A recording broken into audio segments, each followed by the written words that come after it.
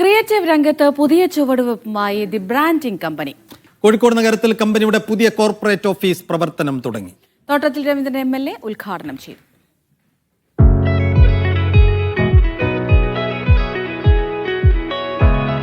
Branding ലോകത്ത് ചെറിയ കാലം കൊണ്ട് തന്നെ വ്യക്തിമുദ്ര പതിപ്പിച്ച സ്ഥാപനമാണ് ദ ബ്രാൻഡിംഗ് കമ്പനി.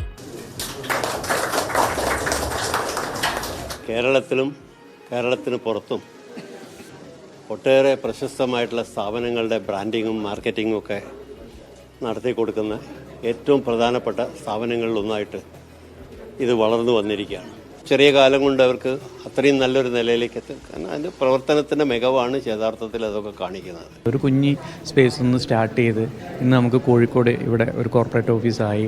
അതുകൂടാതെ കൊച്ചിയിൽ നമുക്കൊരു ഓഫീസ് കഴിഞ്ഞ മാസം നമ്മൾ ഓപ്പൺ ചെയ്തു. അടുത്തൊരു 2 വർഷം കൊണ്ട് 2026 അവസാനം അല്ലെങ്കിൽ 2027 ജനുവരിയോടുകൂടി അടുത്ത ബ്രാഞ്ചുകളായ ബാംഗ്ലൂരിലും ദുബായിലും സ്റ്റാർട്ട് ചെയ്യും. 2030 സ്ഥാപനത്തെ ഒരു 100 കോടി ടേൺ ഓവറിലേക്ക് എത്തിക്കുക എന്നുള്ളതാണ് ലക്ഷ്യം.